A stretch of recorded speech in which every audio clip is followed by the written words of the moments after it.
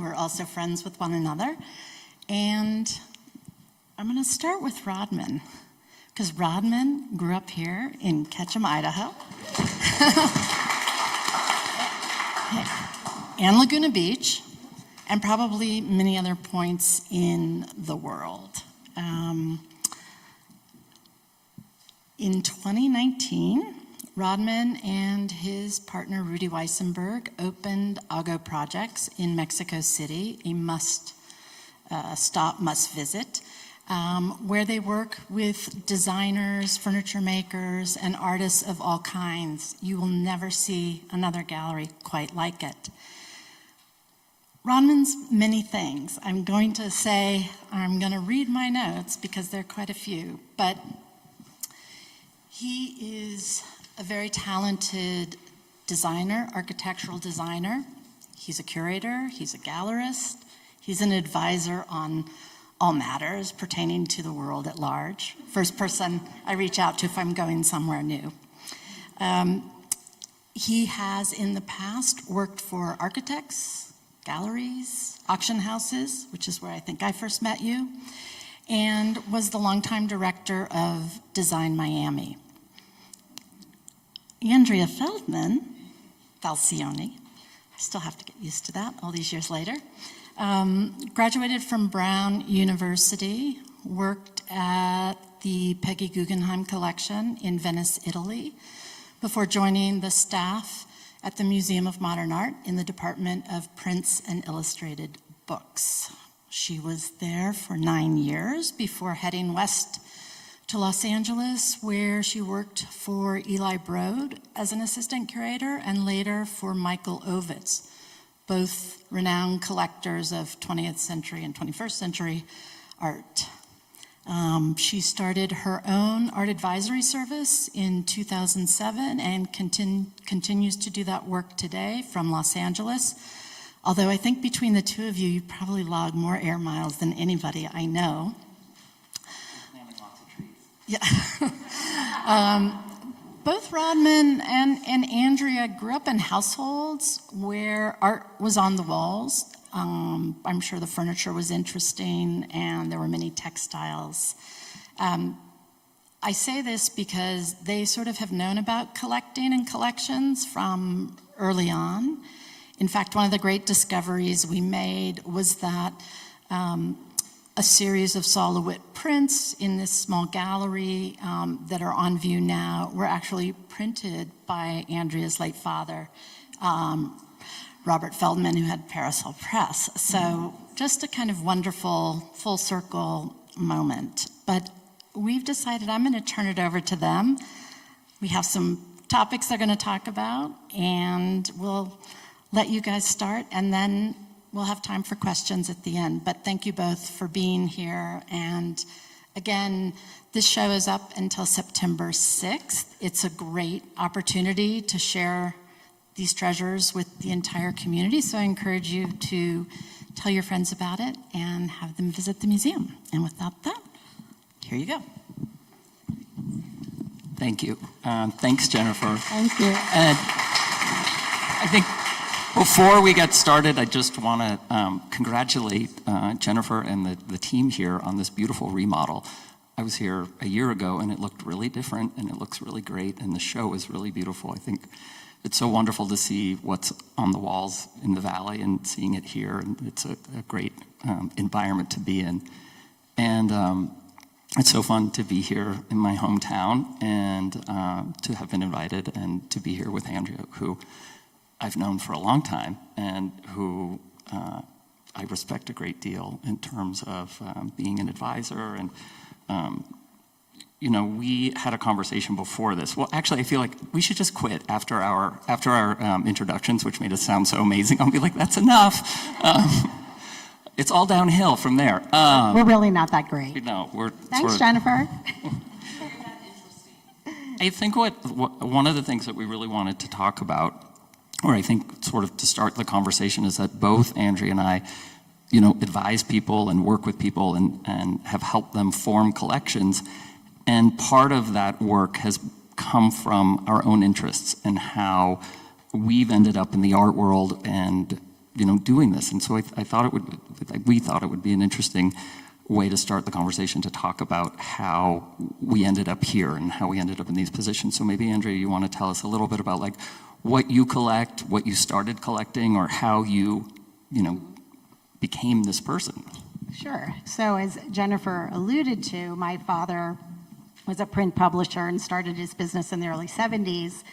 And, we always had art on our walls. It didn't occur to me that people wouldn't have art on their walls. So when I would go to friends' houses and come home and say to my mom, like, hey, I was over at Jill's house and like they have nothing on their walls. Like, why don't they have art on their walls? Like it was just part of how I grew up. I mean, it never occurred to me that you wouldn't have something on your walls. It doesn't have to be this amazing Cecily Brown, or it can be anything. They just sort of had blank walls.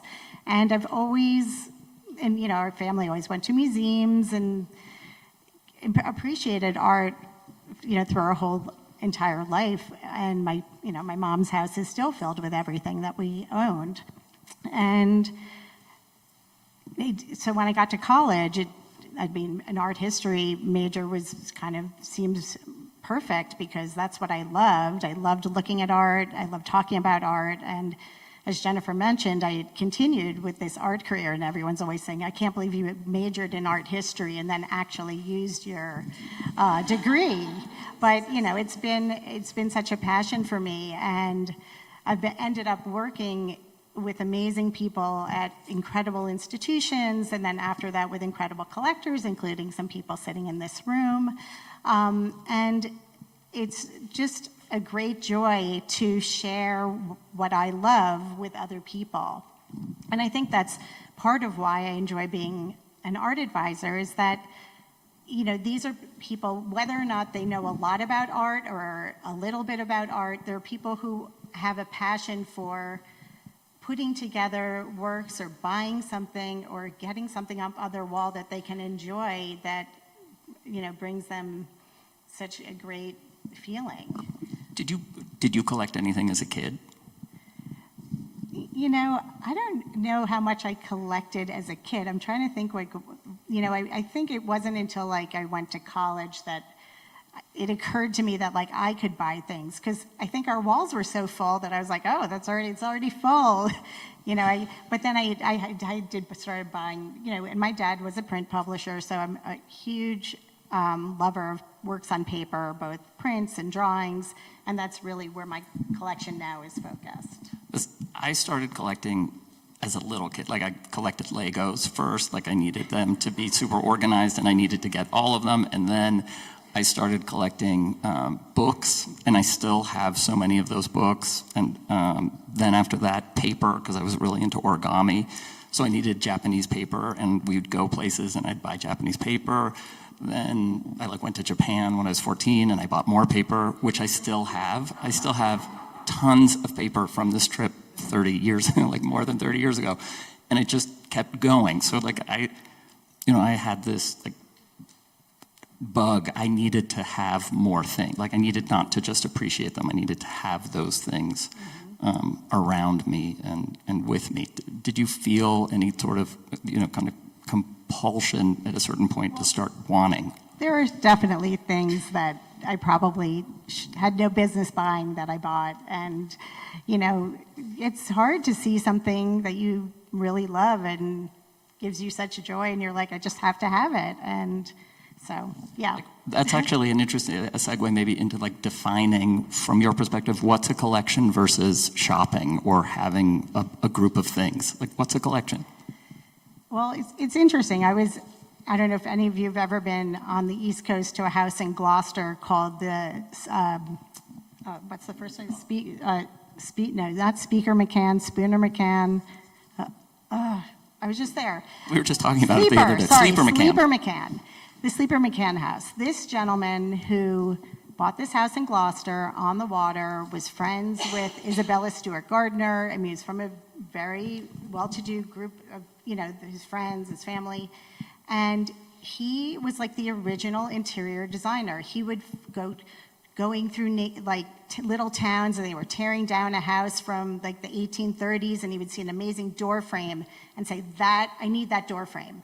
And he would put the door frame in his truck, bring it back to his house, and figure out how he could create a room around that door frame. And he would put the door frame in his house and sometimes build on rooms. Or he had amazing collections of just amber glass. I'm talking like go, to the, at the time, whatever they're putting, stuff in glass, like the potions and stuff from the apothecary. And he found these amazing jars. And there's a whole wall of amber ones. And there's a whole wall of violet ones. And this is all stuff that, even at that time, it doesn't cost a lot of money. They were probably discarded. A lot of what he had in his house were things people were getting rid of. And he saw something in those objects that he couldn't leave it on the side of the road. He couldn't let it get thrown in the trash or wherever it was going back in the early 1900s. And I think that's what I think of when you're putting together as a collection. It's like something you just can't leave behind. You really want to have it and enjoy it and share it with people. I mean, that's one of the amazing things about this show. And these are all things that were hanging in people's homes here in Sun Valley, and they all decided they wanted, with probably a little bit of pushing by Jennifer and Courtney, to share it with everybody here. And I think, all of you are here for hopefully, a reason that you want to know more about collecting, or know a lot about collecting, and to see these amazing pieces that people in your community have gathered.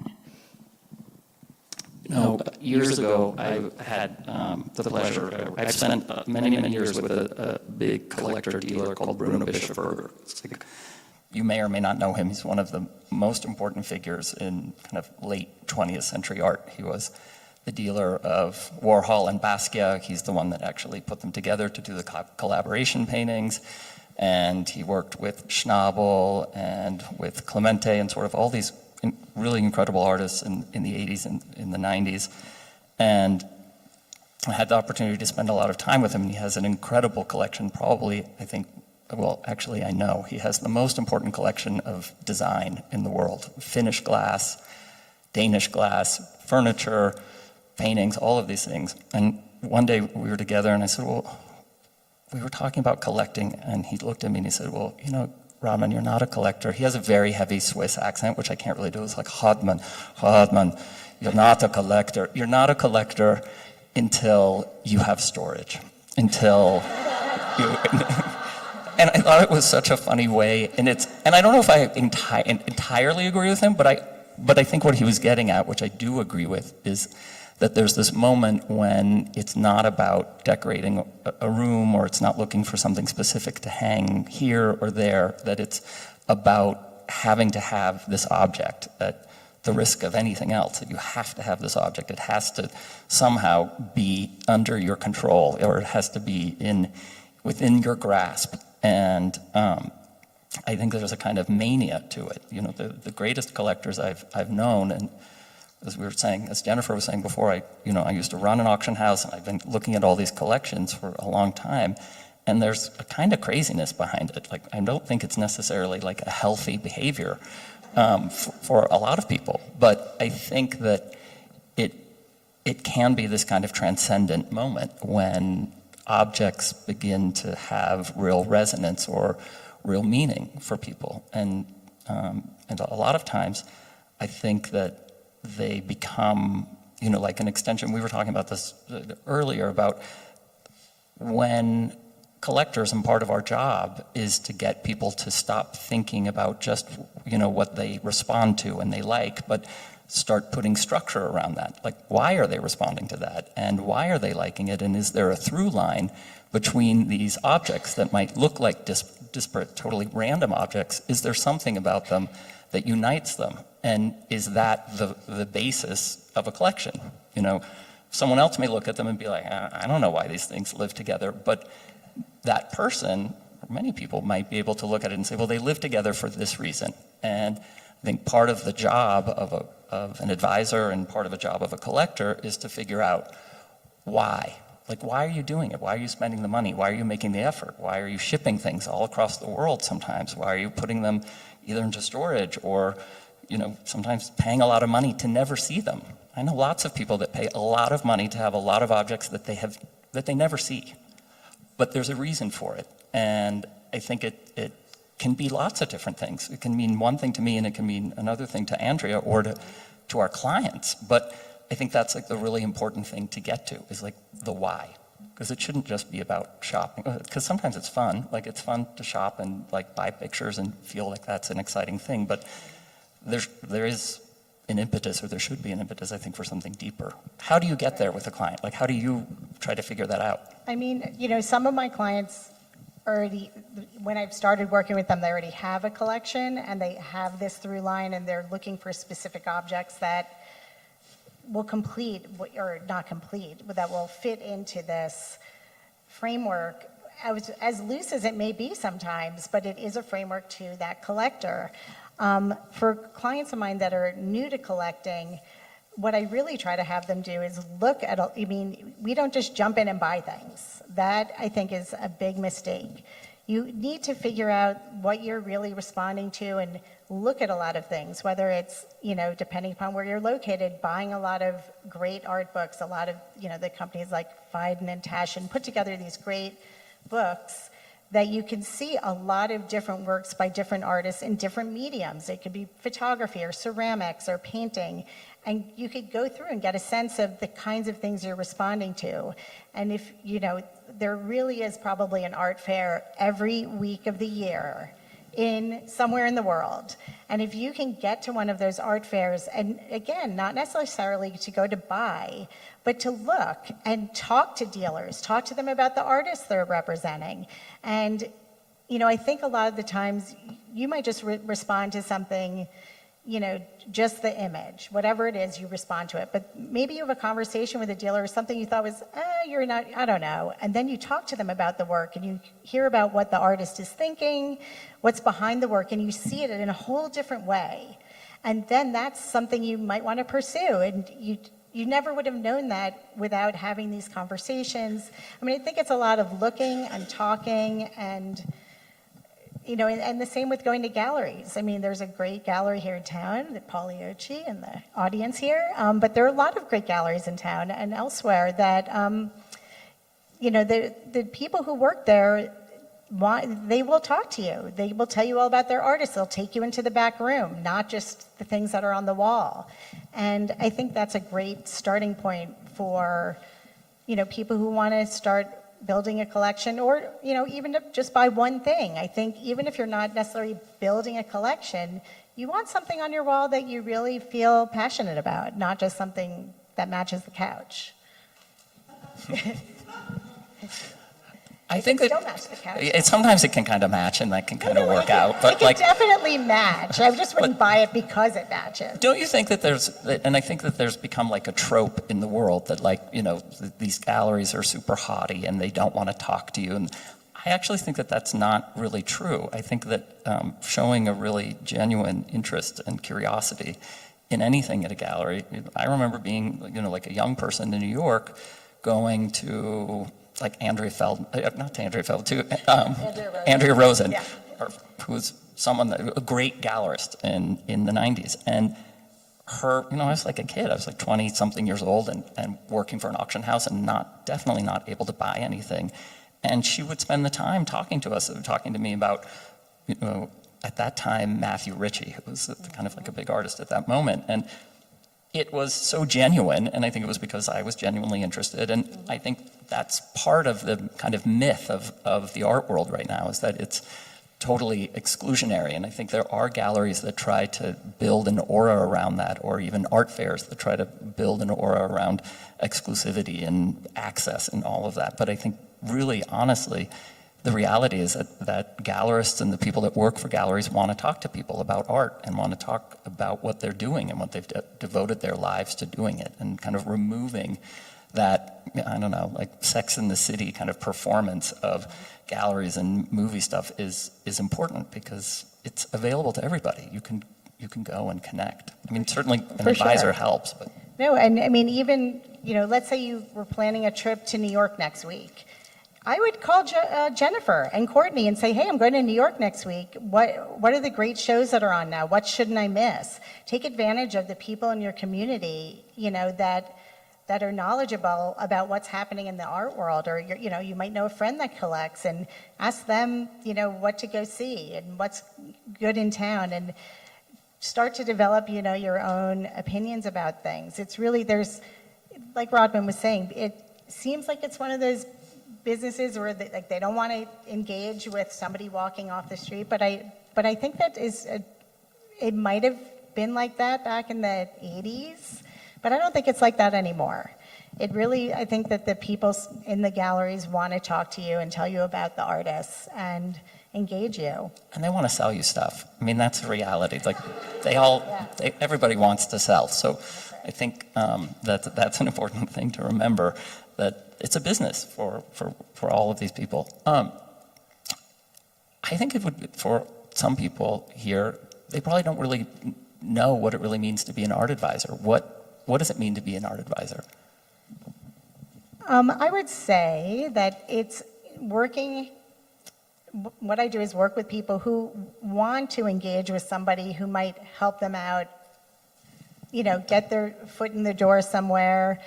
I know I walk around an art fair and I know a lot of people there. So if I walk into a gallery and I want something by an artist that, maybe is a little bit hard to get, they might kind of push it towards my client as opposed to maybe somebody who, is just walking in off the street. Because one of the crazy things these days is a lot of people buy art to then resell it very quickly. I don't think that's a great thing to do, but galleries really don't like that. They want people to be collecting to collect.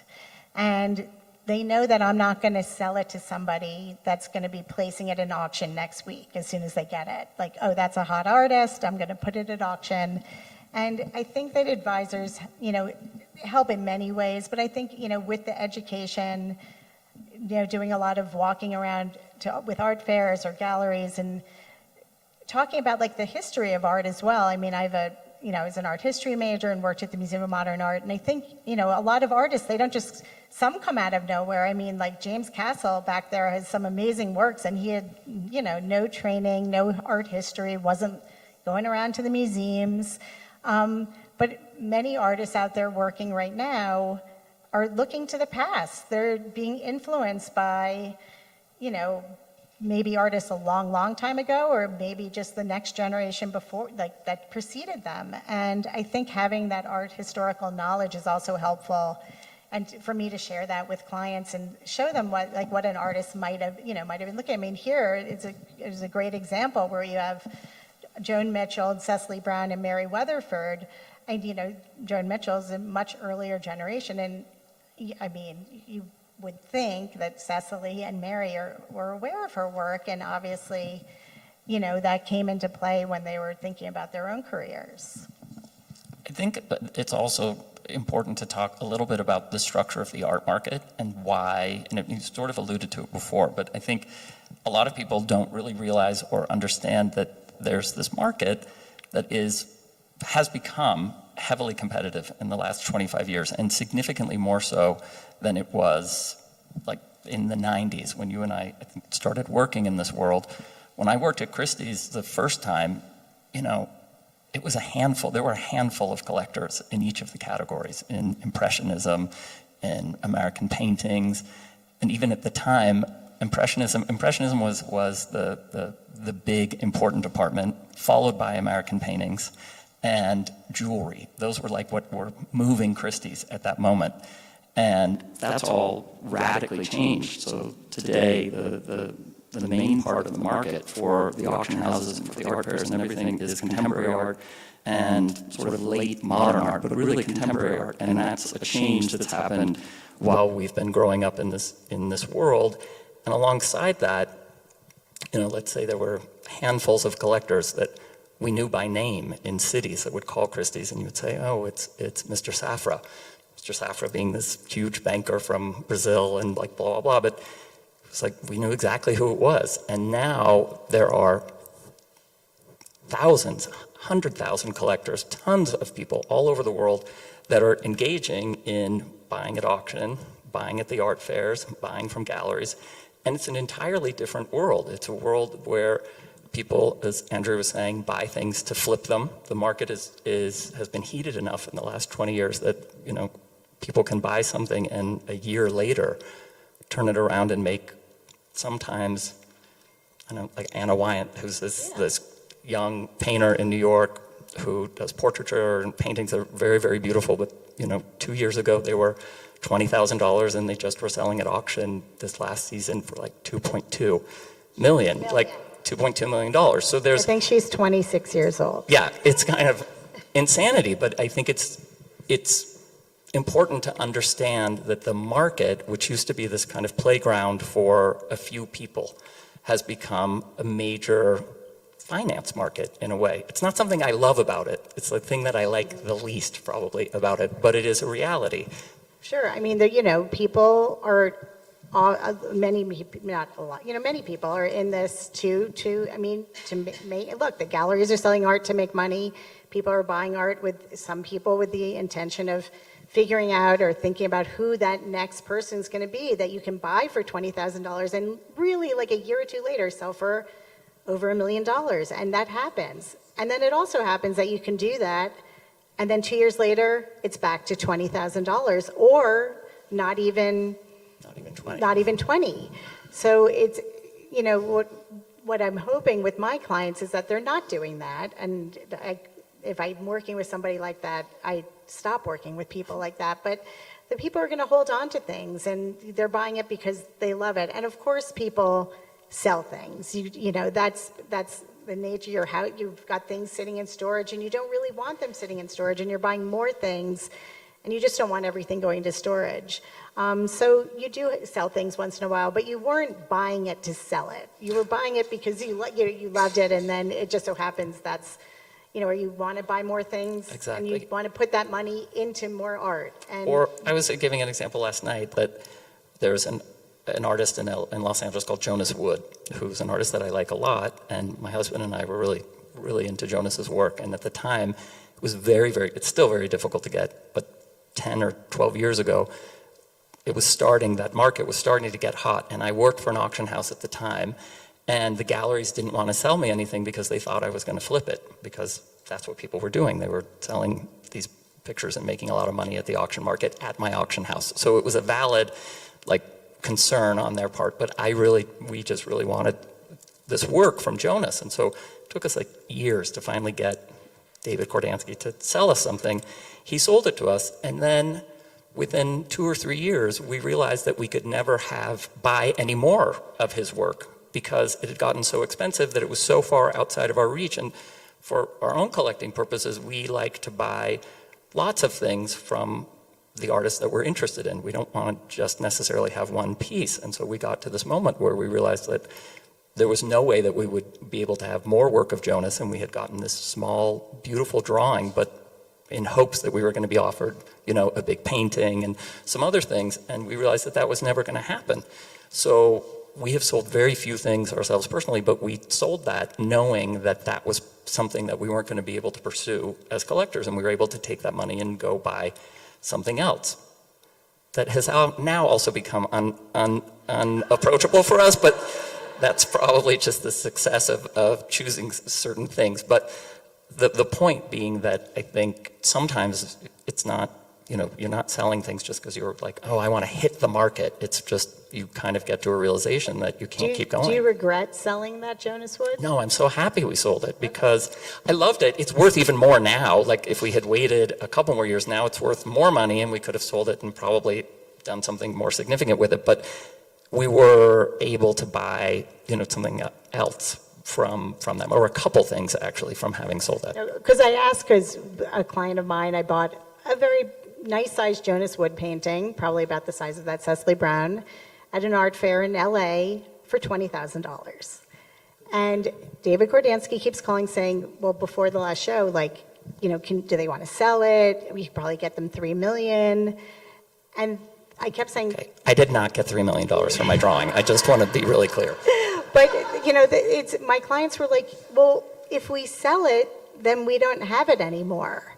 They're like, like we'll have $3 million in the bank, but we won't have that painting. And that's the only, they have a number of prints by Jonas Wood, and we can discuss that as another route. You don't always have to buy paintings, but they have a number of editioned works by him, but they only have the one painting, and they just won't sell it. They're like, we'll never get it, but we'll never be offered one, because they probably wouldn't. And, they'll just never have it again. So, that's just one of those things that a lot of collectors feel like they got it at a great time, and even though they could make a lot of money selling it, then you don't have it. So it's that kind of passion that's, holding on to things. And it makes sense for them, because if they have other drawings and other works, it's sort of part of a bigger thing. But we sort of started here by talking about the kind of different mechanisms in the market, that there is the art fairs, which are happening all over the world now. There's one in Aspen, like this week. There's probably one in Savannah next week. I mean, there's, and there's tiers of these art fairs. There's sort of local ones, and then there's sort of the motherships or the Death Stars of art fairs, which are Art Basel, which is, the kind of mother of art fairs at this point, and Maastricht in Northern Europe, and then there's Frieze, and sort of these fairs that have become a whole universe unto themselves. And a lot of galleries today live entirely by doing art fairs. That, it doesn't matter really what city they're in. It doesn't really matter if they're creating a local collector base or not, because they're going to Hong Kong and Miami and London and New York and Paris, and they're connecting with very often collectors that don't live in those cities either, but people are coming to those cities to walk through these art fairs and hopefully get the opportunity to buy things at the fair. So that's sort of one level. Although I do think some galleries try, especially if it's an artist that is, a more desirable artist, but from the art collecting community, they sometimes do say, look, we're really trying to focus on Hong Kong collectors, or we're really trying to focus on European collectors, depending upon where the fair is. Whether or not they actually do that, you never know, because you don't see who they sell it to. But I do think they do, if they're bringing all of this work from an artist studio in Los Angeles, or an artist studio in New York, or Mexico City, to Hong Kong, they kind of want it to stay there. They like the idea of selling it to a local collector. But that's not always going to, and sometimes maybe they have another piece left, and you're there, and that's the one you like, and then you get it. So it's worth it to go to the fairs. I think it's really, there's kind of a backlash too for a lot of collectors that have been doing this for a long time. They kind of roll their eyes and say, I don't want to go to Miami. I don't want to go here. I'm sick of doing fairs. I think fairs are this incredible consolidator. Like, all of these galleries from all over the place, it would take you, you could be on an airplane for years to try to go to all of these galleries and see them. And you can go to, Basel and see all of them in 3 days. You can from all over the world. It's so incredible that you're able to do that, and it's super educational. It's like an incredible possibility, and you don't always have to buy. That's not, that you don't have to do that to be able to go and see those things. And I think that they're really an important way of understanding kind of a broader global context for what's happening in terms of taste, in terms of movements, in terms of shifts in the art world. And you're also, when you go to these cities, invariably there's usually a museum or two that's also a very good museum, and they're doing their best curating at that moment when that fair is on as well, because that's the moment they're going to get the most attention. And so if I were a beginning collector or a younger collector, I would rather, as Andrea was saying earlier, rather than spend money on buying things immediately, I would spend money on going to some art fairs and walking around and seeing all of these things that you can see at once and all these different perspectives. I think it's super helpful. In addition to seeing everything at the art fair, if you engage with the gallerist and the people who work the galleries, get their card, and if you see something you like, write them after the fair and say, I really loved, that Mary Weatherford work you had. when you have the next show, can you send me a PDF? I want to see more. And then they remember you, and they know you're engaged with that artist, as opposed to just seeing it in a book and saying like, oh, they're having a show of that artist I like, and they get an email and they don't know who's writing them. But if you take the time to engage with the gallerists and the people that work at the galleries, I think they really do appreciate that, and they remember you, and they want to help you acquire whatever the artist is that you're looking at. It's still a really personal business. Absolutely. As big as it's become, it's still really based on relationships. Yes. Oh, now do we need to look at our sheets? Yes. We have a cheat sheet, which obviously we haven't been looking at very much. Because Rodman really is very good at this, because during all the Design Miami fairs, Rodman was always the moderator for all the talks, or a lot of them. And you're very good at this. Well, that's nice of you to say. I don't know if it's true, but well, it is, because I'm not good at the moderating part. So I like how you're good at commanding things. at the talking part. So we talked a little bit about the art fairs and the auctions, and then I think we should also talk a little bit about just the galleries in general, because I think the gallery world has changed so much as well. That today there's this huge industry that's become dominated by a few really big galleries that are kind of predatory in a way. And I worked for one. I worked for Larry Gagosian, that is one of the most predatory out of all of them. But there's David Werner, and there's Hauser and Wirth, and there's Larry Gagosian. There's Pace. There's Pace. So these are these kind of galleries that no longer have rosters of 10 or 15 or 20 artists. They have rosters of 60 artists, 70 artists, and they now represent estates of dead artists to artists that are just out of school, that someone like another younger gallery thinks is great, and they'll go and they'll poach them. And they've created these empires where they have galleries all over the world, like big galleries. If you read, there's an article right now, I think in the New Yorker, about Larry Gagosian, and he specifically says that he is not interested in emerging artists. He's interested in finding an artist that somebody else has already cultivated. He sees that they have a lot of promise. And then, if you're showing with a gallery on the Lower East Side who just has this one little shoebox of a gallery, and Larry Gagosian says, oh, would you like to have a show in Paris next year? And then maybe the year after that, we'll do a show, on some Greek island that we just opened a little space on. It's really, I think it's probably hard to turn that down. And, he has collectors that listen to him. He has a gallery, but he's really an ultimate advisor. He has a lot of people he sells to that just say, Larry, what should I buy? And that's what they buy. And David's the same, and Ivan Wirth, sort of these guys. But I think my point sort of was that when we were coming up, I think we grew up sort of looking at these smaller, more intimate galleries that were engaged in artists in kind of different ways. Like, from Barbara Gladstone to Leo Castelli to Marion Goodman and Mary Boone, Paula Cooper, like a lot of women, in fact, in New York that ran these galleries, and they were fierce. Like, they were just incredibly connected with these artists and worked with them for 15 years, 20 years. Barbara was working with Richard Prince for so long before anyone cared about Richard Prince, and she just kept doing it and getting them shows and connecting them with museums and with curators.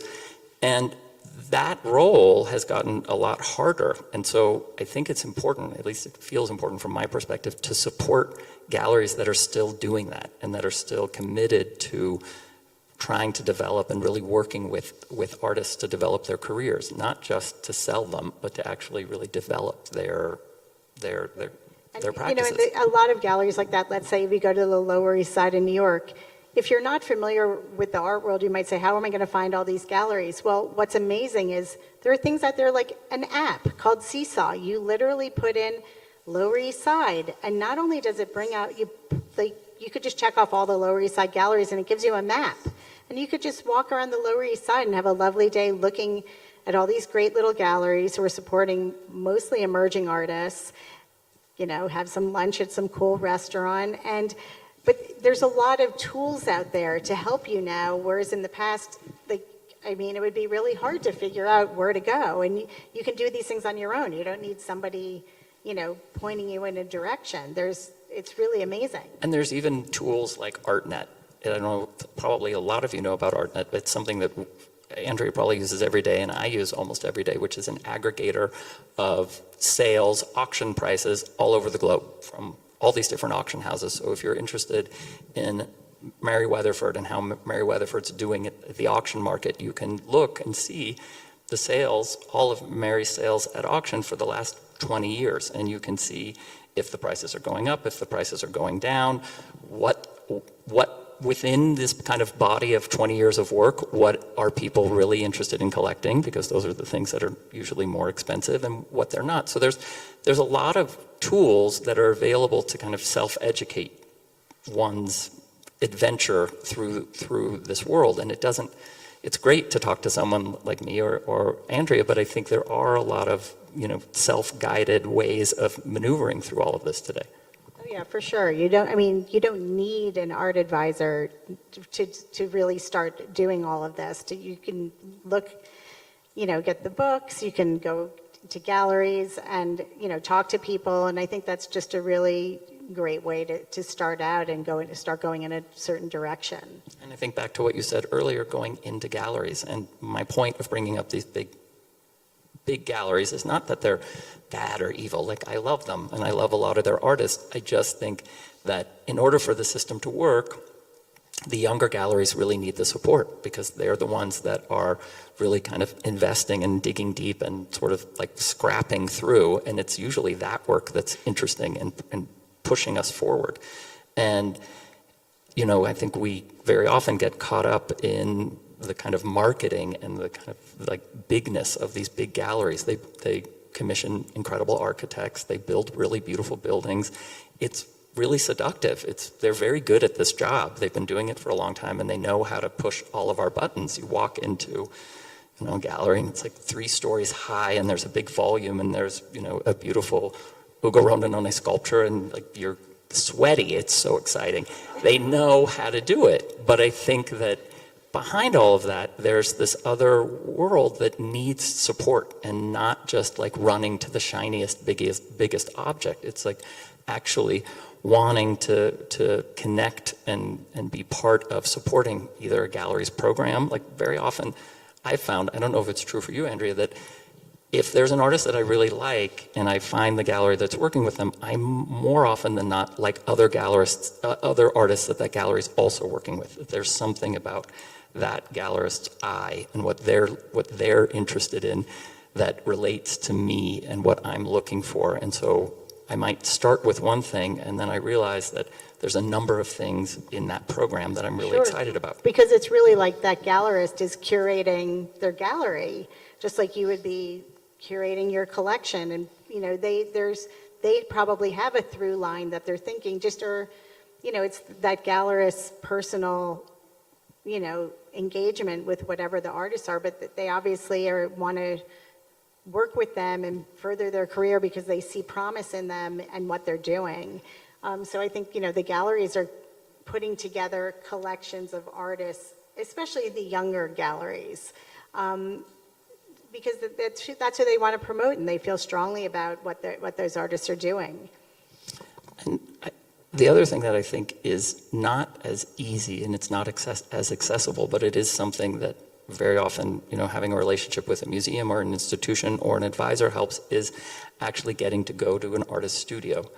And it's not really a thing to buy out of an artist studio. That doesn't really happen, and it shouldn't actually really happen. It's not very respectful usually to the artist or to the gallerist that represents them or anyone like that. But the opportunity to be able to go and see an artist at their studio is something that's really special. And that's sort of like, I think even below the gallery, below the art fair, below the auction, like being able to have that opportunity to go see an artist and spend time in their space and speak with them directly about their work and what, there's this thing about art that's what the artist is trying to communicate and what you're receiving.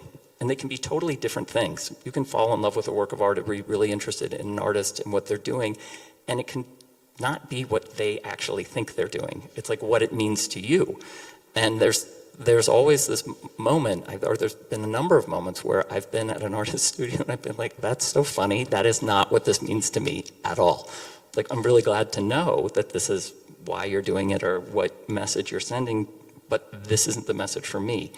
But I think trying to be part of a community and have access to artists is one of the reasons why you get involved with supporting an institution. It's one of the reasons why you try to build a relationship with a gallerist and with a gallery, is to be able to try to have those moments of access, of personal access. Sure, and I know that if you're a supporter at a certain level of any museum, oftentimes they take you to these galleries or they take you on a trip and go, you go to Baltimore and you visit artist studios, you visit collectors' homes, you go to the museums, and you get the expertise of not only the director and curator from your institution, but because of their connections, then you have the expertise of the curators and directors and gallerists and artists, from whatever city you get to visit. And this is something that I fell into, but I've started doing this with museum groups where they hire me to take a certain level of patron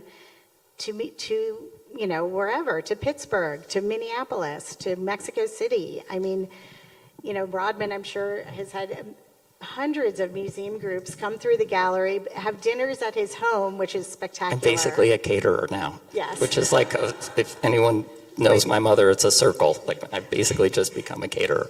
But it's really like, I think for not, a super big investment in monetary investment, you get this incredible investment in your knowledge and building, learning more about what you care about and meeting incredible people.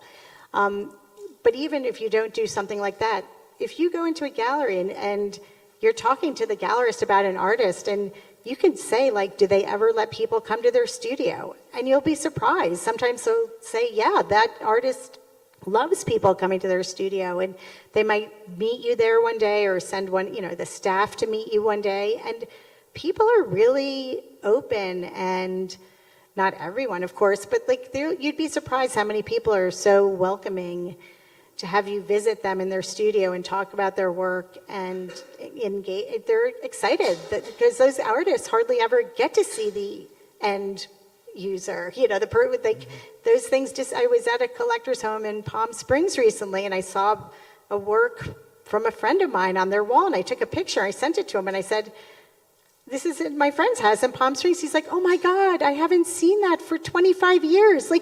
It was like all of a sudden, it was like his long lost child was found. And it's the artists are, care where their work goes. I think they enjoy knowing about that and getting to know collectors. Is there a collection that you can think of that meant a lot to you or that you really loved, and why?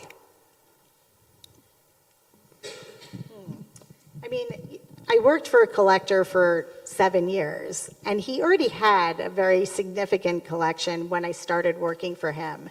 And he was incredibly passionate about it. I mean, he had lots of super blue chip artists. He had Warhol and de Kooning and Franz Klein. But when I started working with him, he had started a new business, and he wanted his employees to live with art.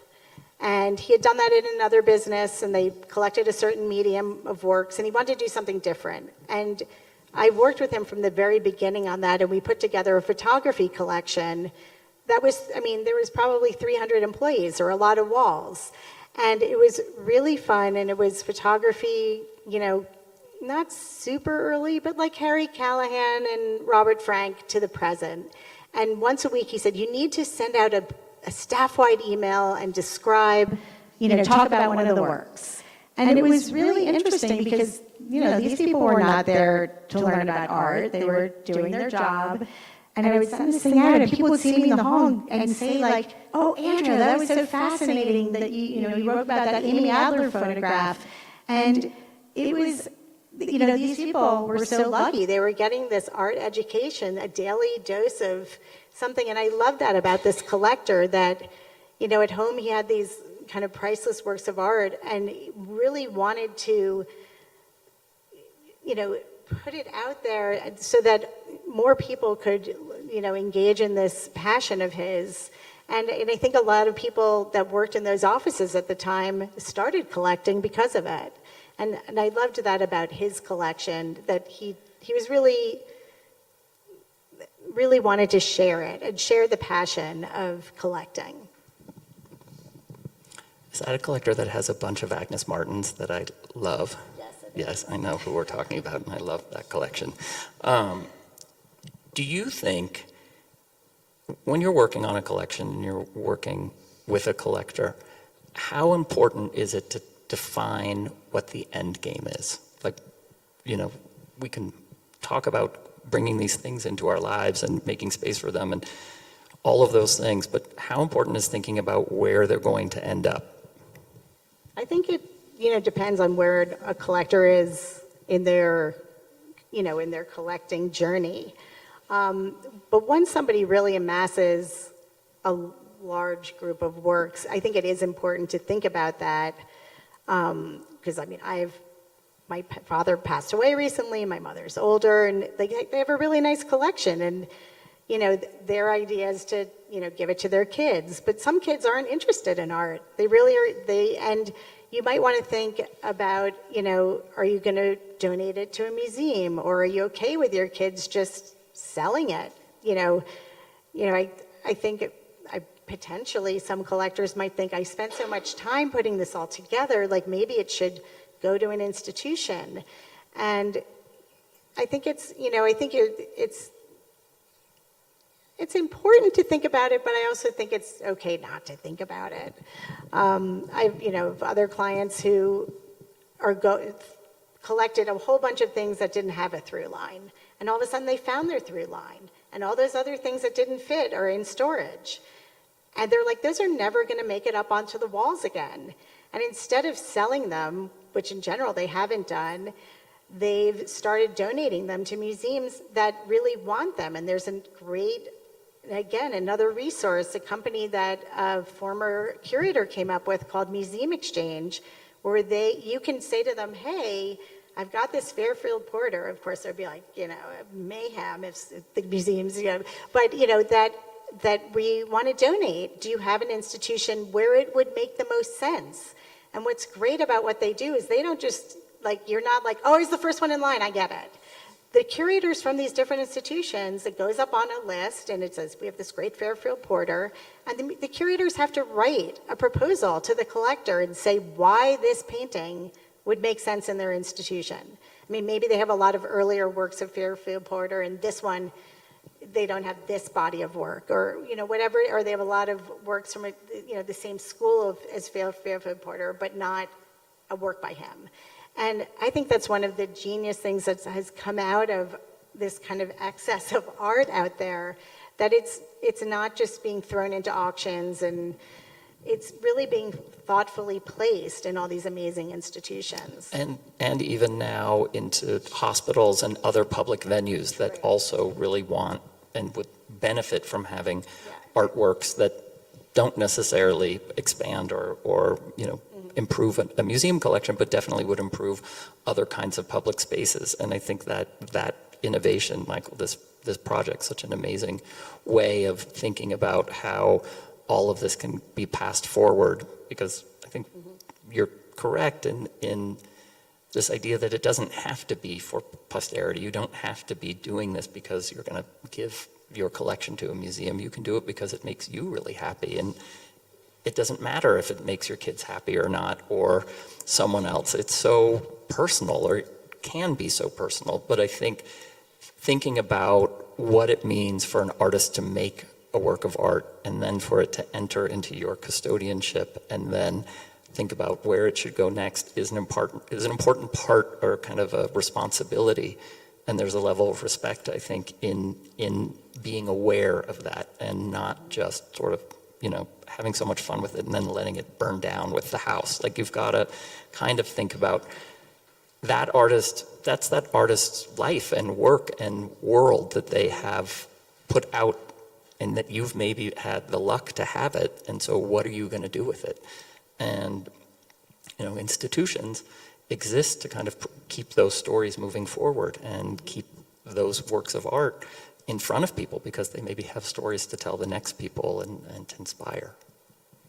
I don't know, maybe that's... No, I agree. Is this like a good point to stop or ask if there's questions or Yeah, we have- anything? Your questions, I also want to say one thing I didn't mention about Rodman is he is on the Architectural Digest 100 for Art Miller.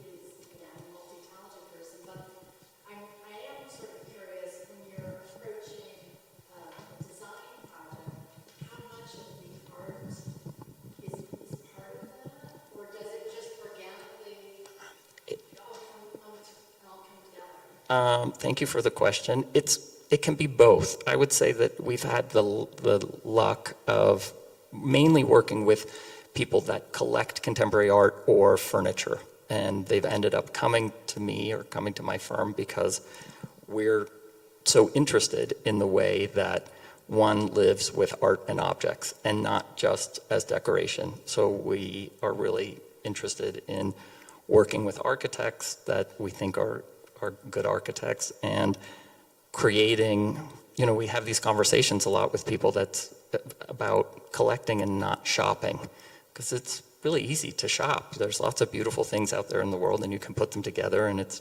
actually not that hard to be a decorator and make things look pretty. What's more interesting, and what I think is a better use of time and capital, is to put together a collection and to figure out with a client, like, what actually gets them excited. What do they really love? Sometimes they know and sometimes they don't know, and it's a process to kind of educate each other about what do they really want to do. There's such a huge privilege in being able to hire someone like me or someone else. Like, if you are in a position to hire a decorator and an architect to spend a lot of money on a house for yourself, you've kind of already won the lottery in a lot of cases. So from my perspective, don't just waste the money. That's all that capital can be put to use in such interesting ways. We'll take money and we'll commission other designers to design furniture or textiles or rugs. We'll take some of that money and commission artists to do installations and projects, because if I take that money and I just go spend it on upholstery, that doesn't mean anything to anybody except to my upholsterer. That's great for him, but it doesn't do anything significant for anybody, really. What is significant is if we can take a big portion of that capital and go to someone like David Wiseman, or go to the Haas brothers, or other designers. These are designers that have big careers that we helped seed their careers because we took that money and we commissioned them to design lights for us, or tables or chairs. And in the process, our clients have ended up with houses or structures that they really like, filled with objects that they like and they're connected with, and that also have value going forward. They're collectible objects as opposed to just pretty objects. Or I don't know if that totally answers the question, but it's a mind meld. You're looking to find a language that's not just my language, it's a language that we kind of craft each time we start a new project or with a new family. Because basically we end up starting to work with a family and we end up working with them over lots of projects, over lots of time. And it is really gratifying because we end up building collections and we end up kind of creating things that are a lot more, it's kind of like 1 + 1 = 5 as opposed to 1 + 1 = 2 if we take the time and direct the capital in the right way. Does anyone else have questions about anything? Trina? I have struggled to understand the whole NFT world.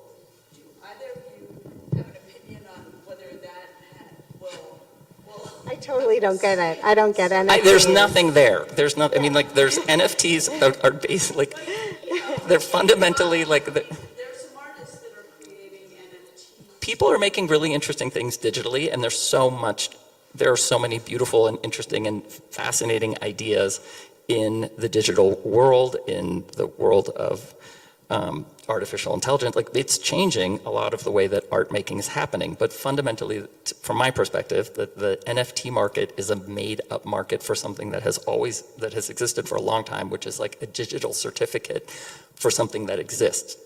When you buy a physical artwork, you very often are getting basically an NFT, which is a digital certificate of the artwork that's physical.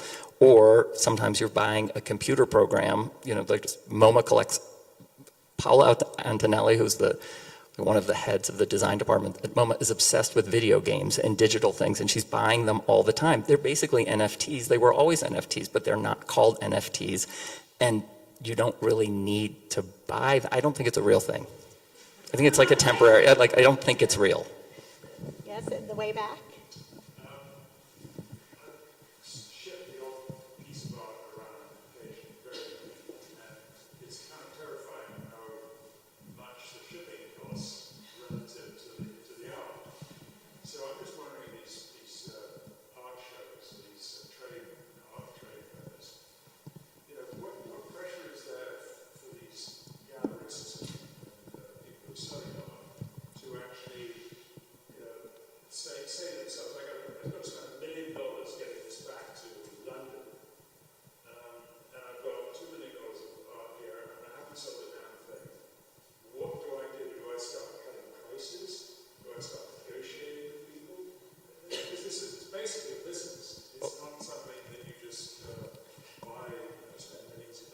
It's 100% a business.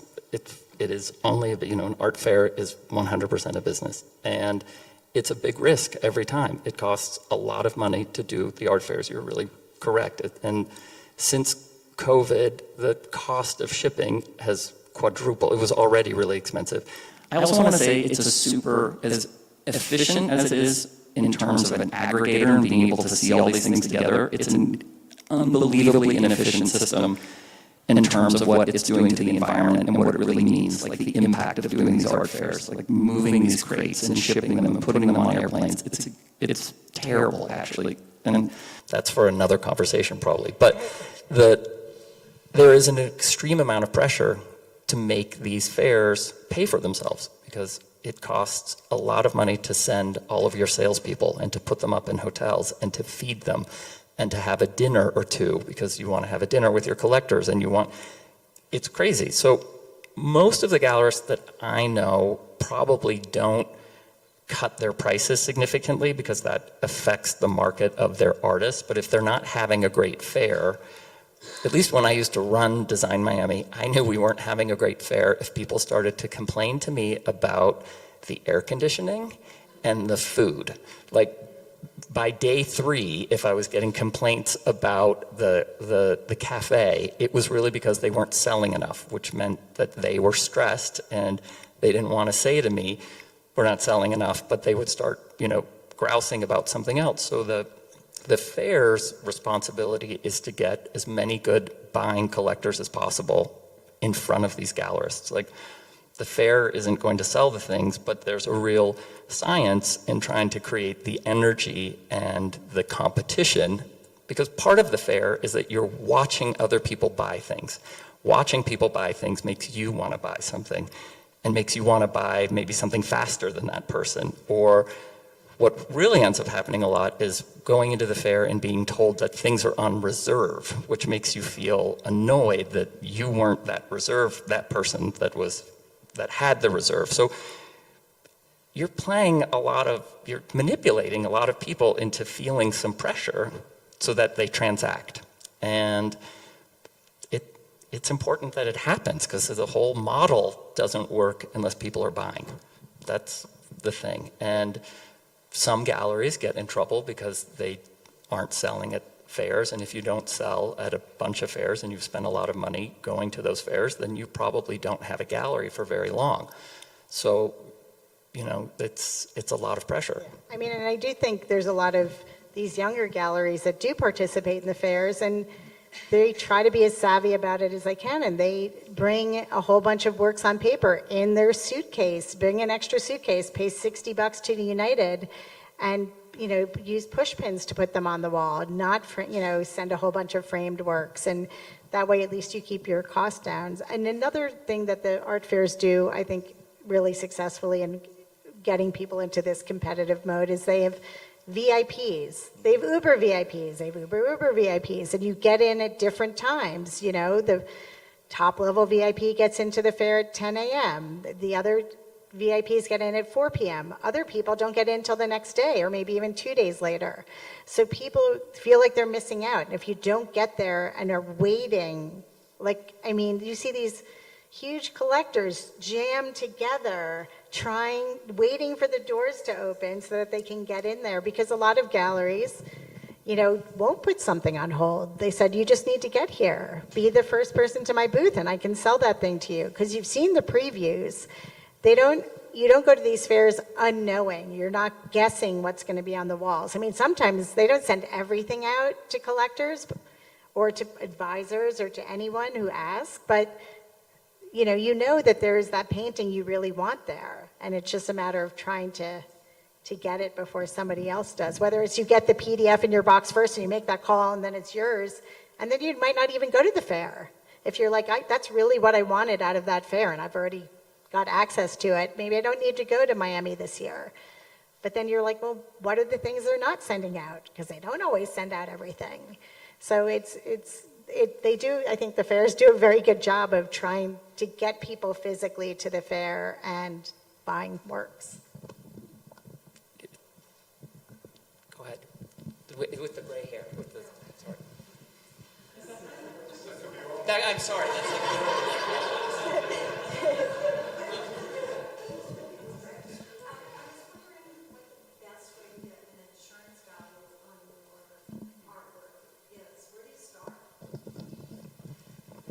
Well, it depends on what it is, but there are a lot of appraisers, depending upon there are people, that's their job. They appraise works of art, because especially, if you're donating something or, if somebody in your family passes away, things need to be appraised.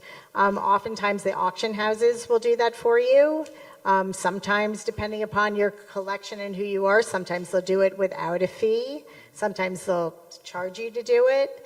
But they're definitely, and sometimes it depends if it's just for your insurance, for your insurance broker. Sometimes they'll accept a current market value on a letterhead from the gallery that you bought it from. And you can ask them, I bought this for $1,000, what's the current market value? And they might say, oh, it's worth $10,000 now. And you're like, can you put that on your letterhead so I can give it to my insurance broker?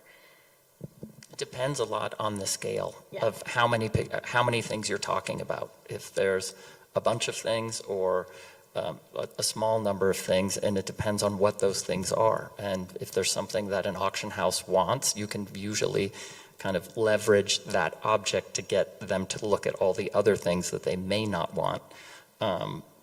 That's one of the methods. You can pay them to do it. It really depends a lot on scale and how many objects you need to have appraised. So you're saying auction houses is a good place to go? Well, with the auction houses, it does depend on what the object or objects are. It has to be something that they sell and they represent, and like Rodman was saying, the scale and number of works. But there, I believe, is an international appraisers association that you could probably Google and find somebody in your area. You just call the Art Dealers Association of America. Sure. And they will put you in touch with someone in that area that will do it, send them photographs, the measurements. They'll send someone who can see it. So there are many places that, that's Right. certified, they're. Yeah, Art Dealers Association. Yeah, and people who are doing appraisals are trained and have it's not like being a gallerist or an art advisor where you actually don't need any sort of certificate of, there's a lot of people out there who are art advisors. I happen to be an art history major and worked at a museum, but a lot of people don't have that kind of background, but you can still be an art advisor. But appraisers, they have to go through a whole training program and know what they're really there's expert, in whatever field they're in, whether it's jewelry or, painting or whatever it is.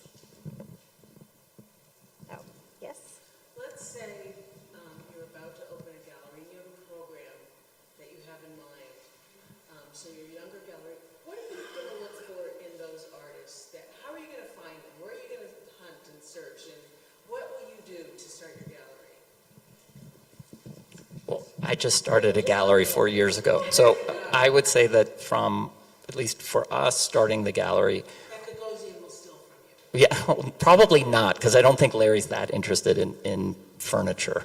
Well, he is, actually. We did a show years ago about French furniture, but he's probably not interested in the level, like the price point of the furniture and design that I'm working with. But we started from a genuine interest in a community and a kind of what we saw as an emerging movement of designers kind of coalescing around Mexico City, not just being Mexican designers, some international designers, but mainly a group of younger designers that had chosen to be in Mexico and were using or were basing themselves in Mexico for a number of reasons, whether it was to be connected with aspects of craft or materiality, but there was kind of a feeling that we could be a central point for a number of designers that were ready to go out into the world, and we thought we would be a good vehicle to help them get into the world. And it came from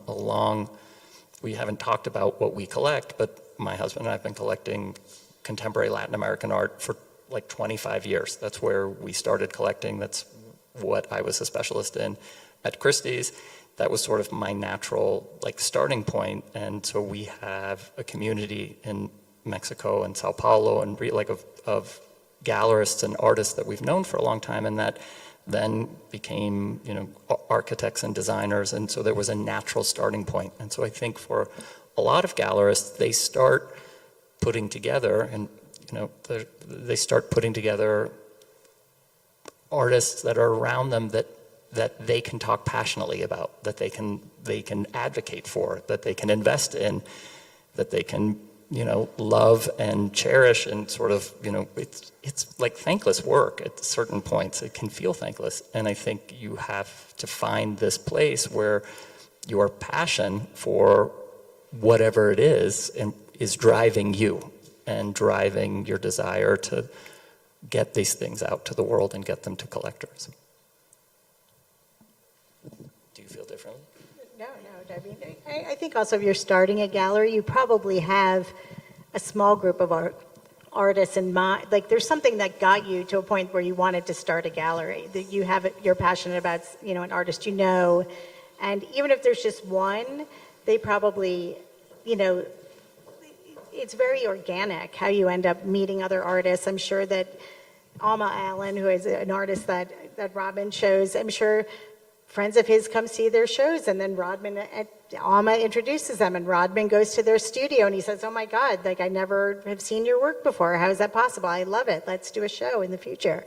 I think it's a very organic process, because it's like in your blood when for gallerists and artists, it's that's what their passion is.